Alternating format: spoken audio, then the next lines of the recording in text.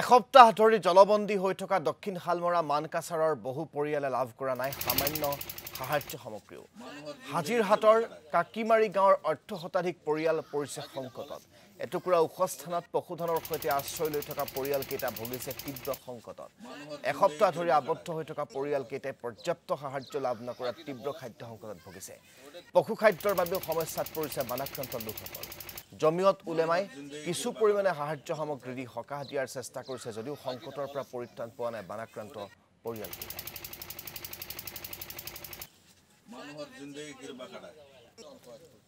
আমাক পৰিৱেশ দেখুৱাব হাবিবুল ইছলাম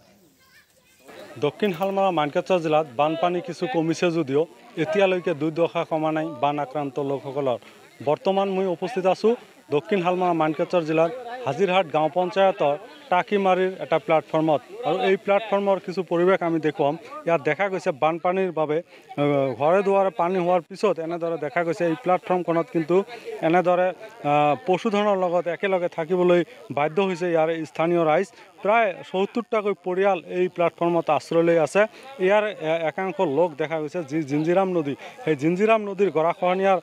কবলত পৰি সকলো কিছু হেৰুৱাই ইয়াত আশ্ৰয় লৈ আছে আৰু ইয়াত দেখা গৈছে পশুধনৰ যি খাদ্য ব্যৱস্থা দেখা গৈছে খাদ্যৰ অভাৱত পশুধন কিন্তু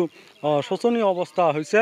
লগতে দেখা গৈছে ইয়াত কিন্তু এটা ছাগলী খাদ্যৰ অভাৱত মৃত্যু হোৱা বুলি আমি জানিব পাৰিছোঁ আজি এটা সপ্তাহ হৈ গ'ল এই এটা সপ্তাহে কিন্তু দেখা গ'ল প্ৰশাসনৰ ফালৰ পৰা এই ঠাইখন না তো পৰিদৰ্শন কৰিলে না কোনো ধৰণৰ সাহায্য ব্যৱস্থা কৰিলে যাৰ বাবে দেখা গৈছে আজি ইয়াত জিলা জমিয়ত উলামাৰ ফালৰ পৰা কিন্তু এই ঠাইখন পৰিদৰ্শন কৰি এই প্লেটফৰ্মত কিন্তু দেখা গৈছে এনেদৰে সাহায্য বিতৰণ কৰি আছে আমি ইয়াৰ সামগ্ৰিক পৰিৱেশটো দেখুৱাইছোঁ কাৰণ এই অঞ্চলত এতিয়ালৈকে প্ৰশাসনৰ লোক কোনো ধৰণৰ সাহায্য প্ৰদান কৰা নাই এই অঞ্চলটোত না কোনো চিকিৎসা ব্যৱস্থা নাই কোনো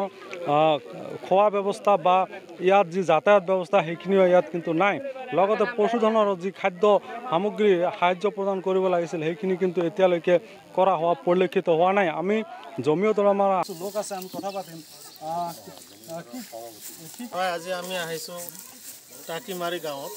ইয়াত আহি চাব পাৰিছোঁ ইয়াত এটা প্লেটফৰ্ম আছে এই প্লেটফৰ্মত বহুত অসুবিধা হৈ আছে আজি এসপ্তাহ ধৰি মানুহবিলাক এই প্লেটফৰ্মত আহিছে ইয়াত পশুধনবিলাক নোখোৱা হৈ আছে আৰু ছাগলীবিলাক মই ইয়াত এটা চাইছোঁ ছাগলী এটা মৰি গৈছে খোৱাৰ অভাৱ পশুধনবিলাকৰো খোৱা নাই ইয়াত চিকিৎসাৰো কোনো ব্যৱস্থা কৰা নাই আজি এসপ্তাহলৈকে প্ৰশাসনেও ইয়াত কোনো চকু দিয়া নাই নাইবা চৰকাৰৰ ফালৰ পৰা কোনো অনুদান এতিয়ালৈকে পোৱা নাই আমি আহিছোঁ আজি জমিয়ত অসম ৰাজ্যিক জমিয়ত উলামাৰ সভাপতি মৌলানা মুস্তাক আনবৰ চাহাবৰ নিৰ্দেশ মৰ্মে আমি আজি ইয়াত আহি উপস্থিত হৈছোঁ কিবা এটা জলপানৰ মানে ব্যৱস্থা এওঁলোকক কৰিম আজি সেইকাৰণে আহিছোঁ আমি ইয়াত কি ক'ব আজি কেনেকুৱা মানে পালে আপোনালোকে সাহায্য দিব হয় সাহায্যটো বৰ কথা নহয় আচলতে মানুহৰ দুখৰ সময়ত মানে থিয় হোৱাটো হলো আচল কাম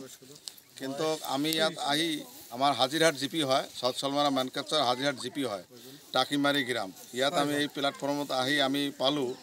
যে আজিলৈকে প্ৰশাসনৰ কোনো মানুহ অহা নাই আৰু চৰকাৰৰ তৰফৰ পৰা কোনো সাহায্য পোৱা নাই কোনো খা খবৰ লোৱা নাই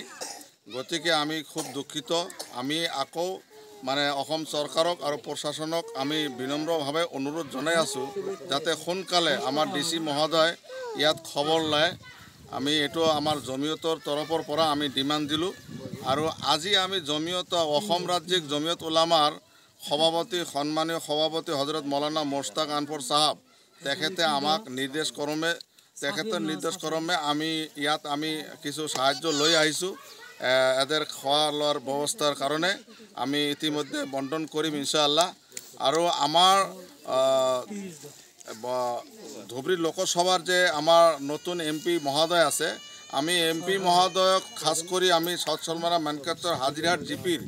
এই প্লেটফৰ্মৰ আণ্ডাৰত যিমানখিনি ফেমিলি আছে ঘৰ বাৰী ছিঙি গৈছে ব্ৰহ্মপুত্ৰত গৈছে যাতে ছাৰে সোনকালে এখেতৰ চিৰস্থায়ীভাৱে মানে এখেতৰ ঘৰৰ ব্যৱস্থা কেনেকৈ কৰিব এইটো যাতে ছাৰে অলপ মানে একশ্যন লয় এই ধন্যবাদ জ্ঞাপন কৰিছোঁ হাবিবুল ইছলাম মানুহৰ জিন্দগী